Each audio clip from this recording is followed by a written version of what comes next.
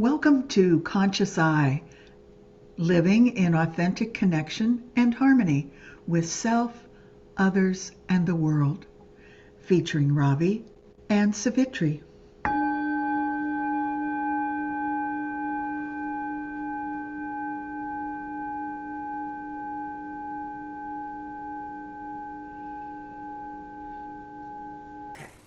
Good morning, Savitri. Good morning, Ravi. Well, we're on the other side of the eclipse, both of them. Yeah, out through the portal. And I think maybe we can talk a little bit today about how we practically apply those energies. Let's do that. All We have right. lots of things that we can talk about in our day today. And one of them is now we think, okay, the energies arrived. That's history, right? Well, it is to a certain extent. The energies have arrived. That's the historical part. Now we get to apply them, assimilate what we can at the moment, knowing that some of the things that have arrived to offer us growth and spiritual endeavors ahead and past karma resolution may yet to become in our life. It's not a once and done, and I know we mentioned that last episode, is that it's a continuum.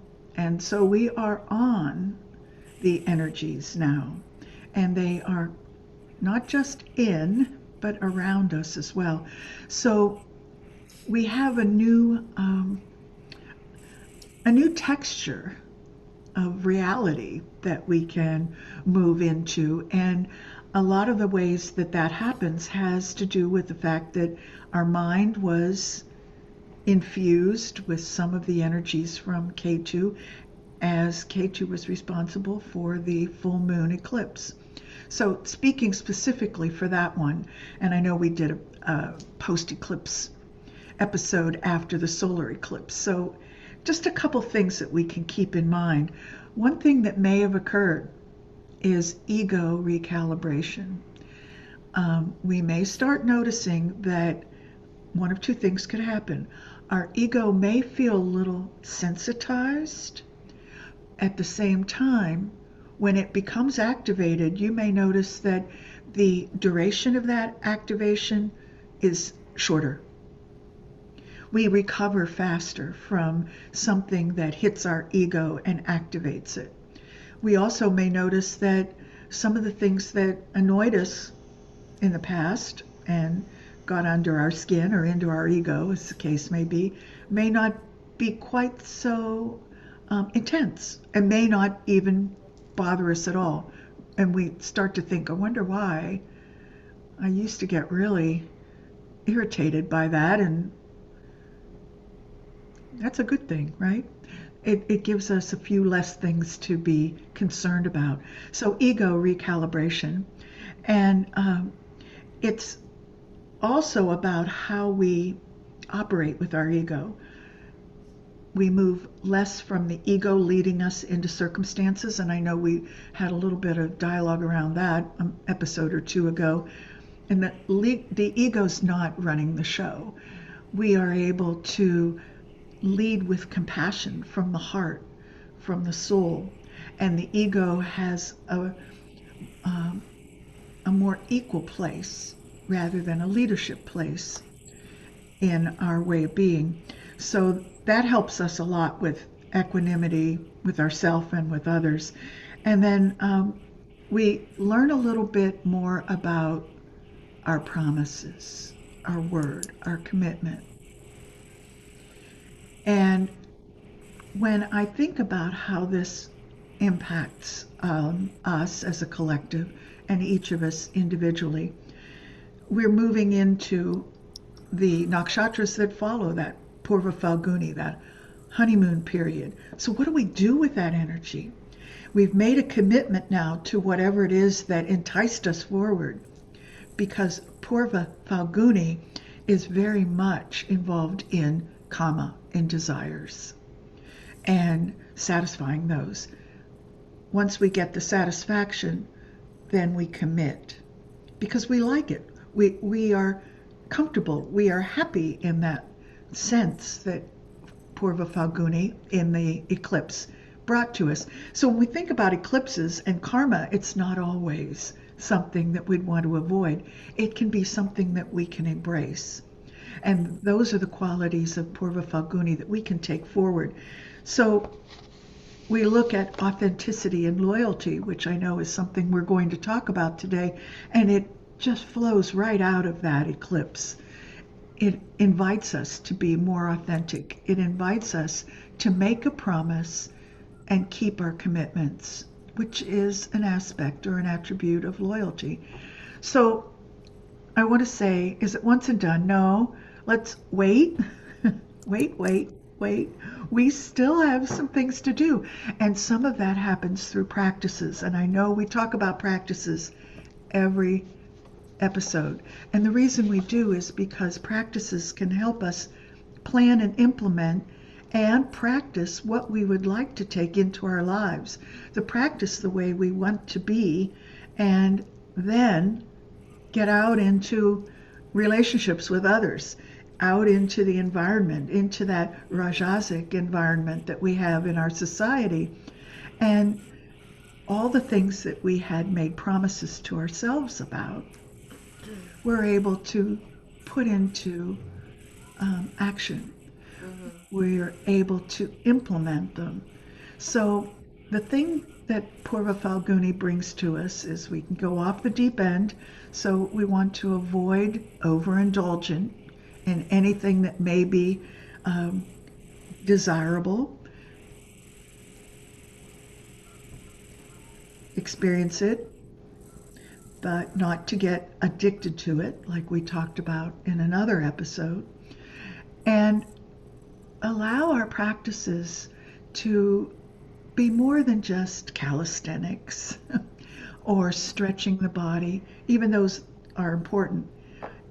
They are about meeting ourselves and stretching our awareness of who we are, our dharma, making decisions about what we choose in our life to bring in.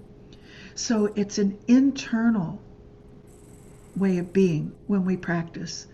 And I know that you feel the same way, and we try to bring that forward for people. But it's one of those things that you have to grow into it.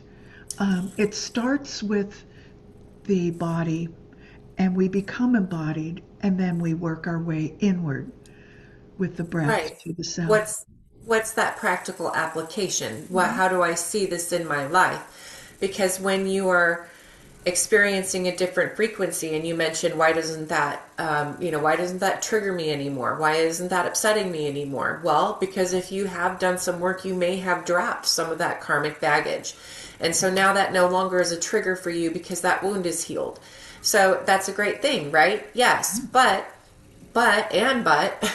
and you also are experiencing yourself at a different frequency. So remember, it's how do I practically apply this? Through your self-sensory experience as a self-sensory human. We cognitively know something, we experience it enough times, and then we embody it. So it's kind of like getting the code, writing the code, integrating the code, and now you're running on that default and no longer, on the previous default. We don't have to think about it, but that's a process of integration. And you are that self-sensory being that does the work to do that integration, to do the processing, to do the encoding.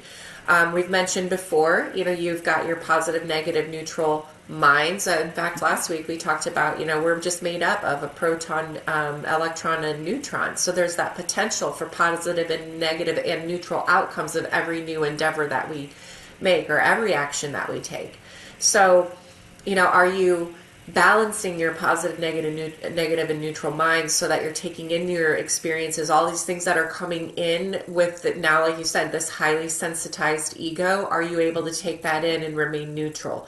Are you strengthening your aura and your arc lines so that you can keep your heart open and your aura strong, and you're not letting things in that are going to be toxic or harmful to you?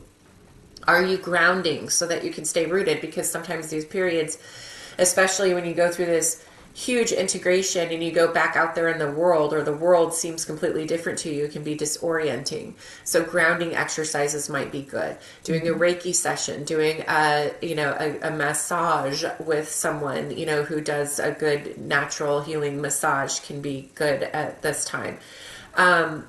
Like you said, staying committed. When I think of loyalty, like, I really have a love-hate relationship with this word, because as far as people, like, loyalty is to your highest self, right? But to those commitments, to those values, not to others. And those shift, as our frequency shifts.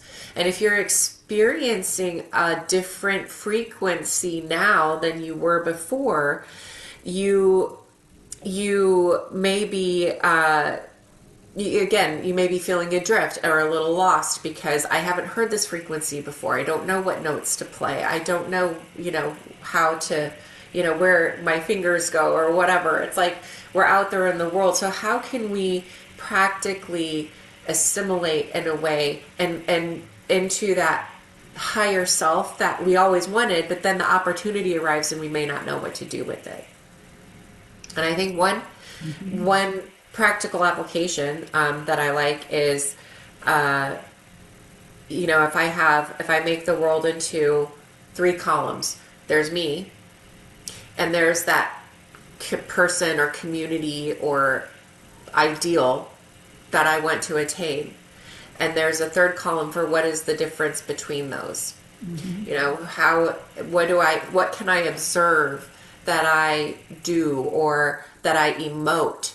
What can I observe that this ideal, does or emotes, and how can I bridge that gap? Sometimes, it's hard to know how to navigate new waters, because it's, it's like having, I don't know if anybody else has these dreams where you're in a dream and you're like a concert pianist, but you've never, like, you don't know how to play the piano, but you're just playing. Like, I have those dreams. It's so bizarre, but you feel uncomfortable, but you can attune yourself to play those notes and to live at this now, this new opportunity and this new frequency.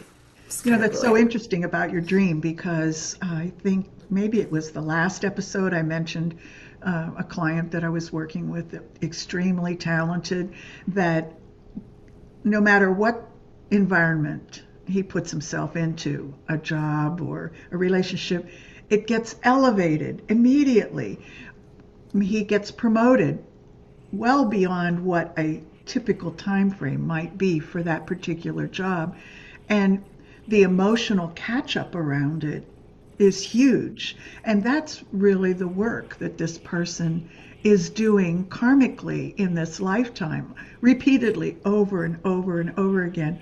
And some of that is, each time it happens, now there's an awareness. And you were talking about sitting as a concert pianist and not knowing what you were going to play or how to even play. And that is a great example of this that happens in people's lives, where we get opportunities and they show up and we say, oh, okay, I've had an opportunity before. It's given me these emotional tsunamis.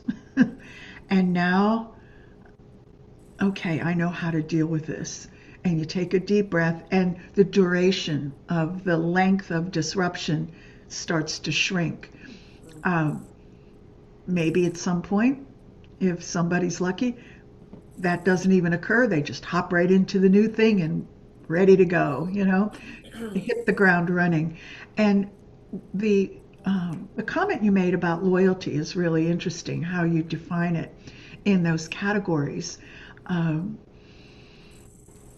And I agree with the loyalty to the higher self, which is our value system, our dharma, our purpose for being here, our spiritual growth, all the things that we come to earth to basically get done, tie up loose ends and start new things, resolve the old karma from the last however many times or as much of it as we can, and then hopefully not create too much more for the next round. So that loyalty to self and a higher ideal is huge. And at the same time, we translate it, though, into a sense of loyalty to others and to events and to causes, to philosophies. Maybe all of that is part of the material outgrowth or the material expression of a higher mind and the loyalty that we hold to that. And because of Shadabishak, and that's something that I live with, I always say, okay, loyalty, and I see the glow, and I see the promise, like I mentioned in the Falgunis, the commitment, and at the same time over here there's that shadow saying, okay, but loyalty also sometimes has been produced or mandated or coerced. And that happens a lot. And we may be seeing a little bit of that right now, very overtly in our world. And so I guess I would like to find out what you're thinking about how that might manifest in a way that the coercion or the mandate of loyalty and how that feels and what you think about that. I think that's showing up in the zeitgeist, that larger over, that again. So we talked about Neptune and Uranus and what they're doing and the energies that those are infusing into the collective, right? Or that they're kind of the lens, the filter that we're all experiencing as a collective. Now, how we move through those individually depends on our own, makeup and actions and our own work and efforts and our own karma and dharma. But we are all still kind of experiencing that. And again, and I think that's why that loyalty, has to be, this now is the time to recommit to your highest values and your purpose. And how does that fit in socially, right? Where how does that fit into the social fabric, the collective fabric that we're all weaving together?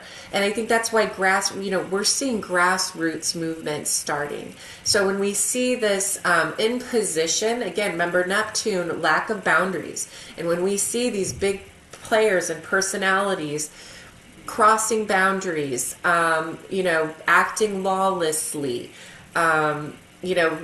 infusing themselves into spaces that don't belong and taking from others what doesn't belong to them. And then demanding loyalty, it's our job to stay loyal to our highest values and come together. And when you meet those people with those same authentic values, you're taking actions. And remember, we talked about the rhythms and the structures that we're setting for ourselves, the routines that we create in our lives that were supported over the last couple months to nurture and sustain us through times where we might have to be working together in grassroots efforts to manifest and create and bring about a more beautiful world to live in. We're creating those boundaries, and we do that by coming together, again, recommitting to your values, your authentic self, getting in touch with, we've talked about shedding the skin of 2025 and beyond with the year of the snake, and we're in this year of the fire horse energy. So we have all these beautiful, really intense energies, which can be overwhelming, but they can be an opportunity as well for us to reestablish and redefine and restructure what is more beneficial for all of us. And so I think what's very supported now is, it's been scary. It's a really scary time to be your authentic self, especially if you're outside of what is being defined very narrowly as the norm. So Authentic expression becomes, again, there's opportunity. Is there danger? Yes. Is there opportunity? Yes. So we're in this like very feeling like a crisis moment so that we can create something new. And this is going to be a period of time. And that's why, we talked about having to,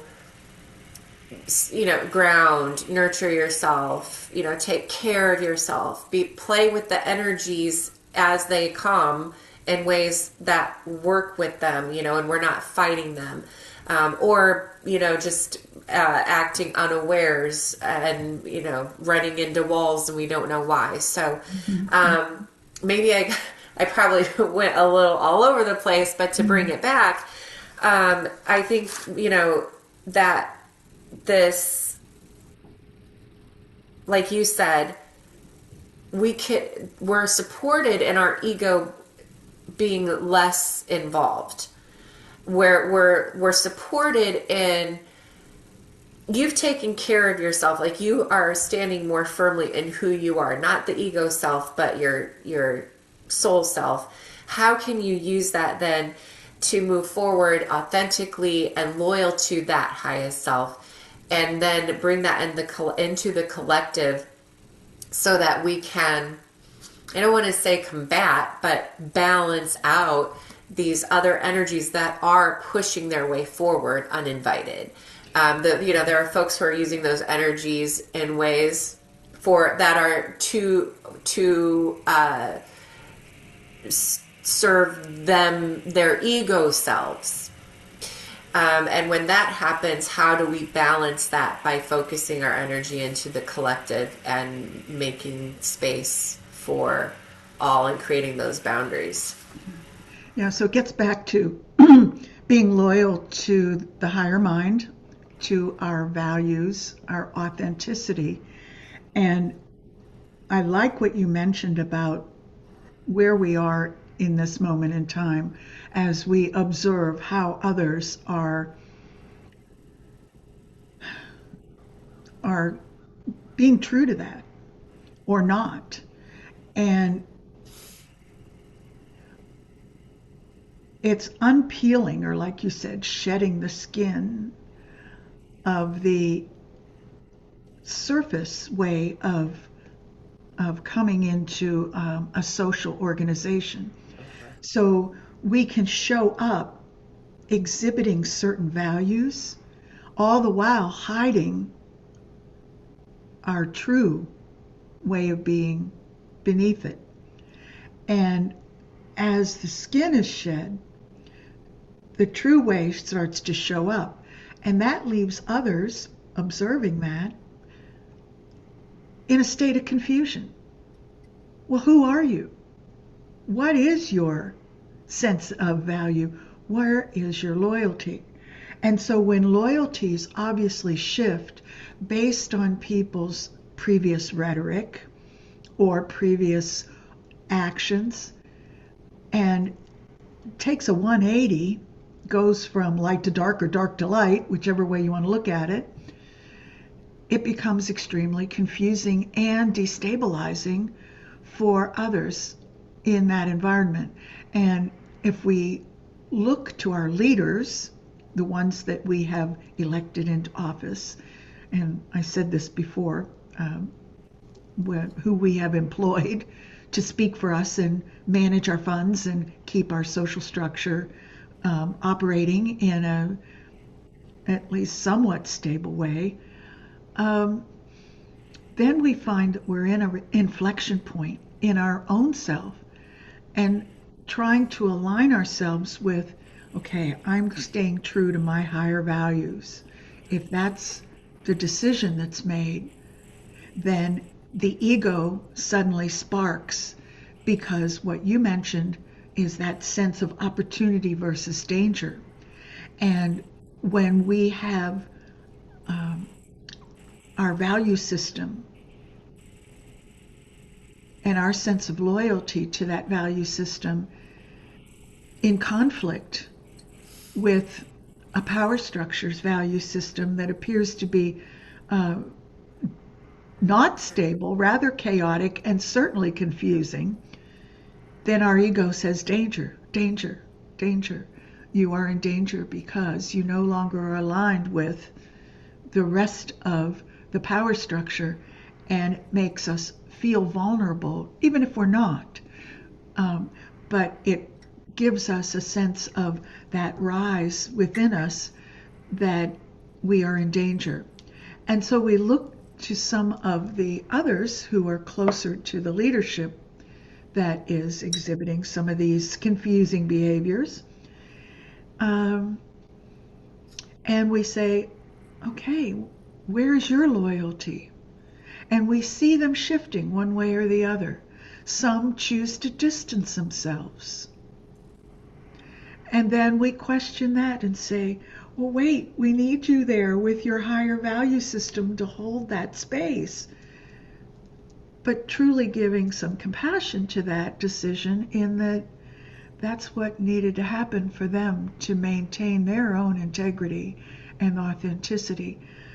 So as we look around us, and we're living in a moment in history where the inflection points just keep coming. As soon as we feel like we're getting through and making sense of something, there's something that emerges again and again and again. Yeah. That's why I find it's so important. Pull back, like step back from social media, step back from mainly social media, but from other outlets, and put your energies into grassroots efforts, because nothing starts at the top, right? So when you're talking about, you see these, again, bigger energies or players or personalities, whatever we want to call them, egos, either moving closer or farther away from that, the centrifugal force that's making it all happen. Pay attention to what's happening in your community, right? And again, where can your energies be used in your community? Like, again, if you're feeling like your community or your country or wherever you are in crisis, is there danger? Yeah. So let's use this opportunity to co-create. And that's so key, to co-create, because you're not going to do it alone. Right. I think the statistic is 3.6% of the population has to be actively in motion in order to slow, stop, and reverse a regime takeover. Let's be honest, if we're going to speak out about what's really happening here in this moment. And I think we see this globally too. It's happening globally because there's a larger collective pattern that we're all experiencing. But if we can feel so powerless if we look at all the big stuff happening, so pull back that lens for a moment and find something bigger than yourself to put your energies towards. So, again, it's so important to reconnect with those values, reignite those values. And if 3.6% of us can sustain that active support of democracy, freedom, ahimsa, whatever we want to call it, we can get there, statistically speaking. So it's just important to remember that we're not powerless in these moments, but it does take doing the work, which always starts within. Yes. Spoiler alert, repeat message. Right. And so the contrast of those two things that we just both brought forward is so important, because when you talked about co-create, what I think of is, because of what I described, and there is a significant number of people that see the world through those lenses right now. And so that's part of what's happening. That's a little bit of the turmoil. And bringing everything back to earth, bringing it to the grassroots. And you talked about co-creating. And my thought is, what is the situation that can be first activated by co-creation? And the description that I tried to bring forward, and you brought forward a great opportunity for us as the community to come together. The scenario that I described is one of danger. And we had that opportunity versus danger that you brought up, was the danger opportunity, if there is such a thing. And so where do we want to head to co-create? We want to co-create the opportunity of feeling safe, secure, and centered. Because out of that will grow where we would like to go next. Because when we feel safe and secure, that's the bottom of the Maslow's hierarchy. We need some of that to stand on. Then we can build. Then we can feel strong and capable to hold our value system with others in a way that that bring us together, and bring us together with a common mind to do the things that you just described. Co-create without having a fear of harm. So we're practicing ahimsa. It takes a little bit of energy to get there. And I think that's where we can encourage each other. Yeah. And it takes numbers, right? Because we can't do this alone. So again, going back to that energy that we talked about in previous episodes of where are you finding your community? Because there's a practice, I forget where I encountered this first, that I've done in groups. A group of, let's say, 20, 25, 30 people or more. And you can do it with smaller groups. Everybody takes a deep inhale and everybody hums. Because what is hum? It is the sound of we. And what I ask everybody to do is to hum for 1 minute, right? Mm-hmm. Well, very few of us have breath capacity to hum straight through for 1 full minute. But that hum, you will find, continues and is sustained because everybody's taking their breaths at different time. And this is how we continue action and forward movement and don't lose ourselves or burn out in the process. You don't have to do everything all the time, but you have to do one thing sometimes. So whatever that thing is, and the more connected you are and involved you are with community doing those same things, the longer that activity, that energy, that frequency can be sustained, because you can't do it alone. So we've said this many episodes ago. I can't remember when, but how do we get through this together? Whether that's this period, which some of us are viewing as extreme crisis in this country, some are not, which is its own thing. Or if it's just doing life, because again, this Earth School, that's what we're doing as we're walking each other home. So, you can look at that in whatever capacity you want. You can frame that however you want. But it doesn't change the fact that on a baseline, foundationally, you have to know when to rest, know when to pick up the action, but that you're doing that in a rhythm, in a system, in a structure that's sustainable for you and nurturing to you. Because like you said, Savitri, mentioning how, to feel comfortable and safe, we're not going to grow good things out of anxiety and fear and and overwhelm.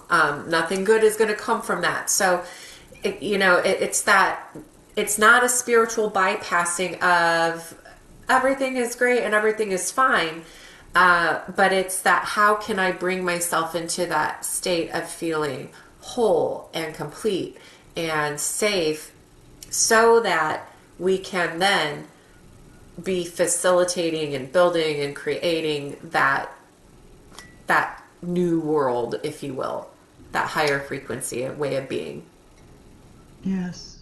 Yes. So, on a larger scale. yeah. And that means understanding and knowing our own authenticity.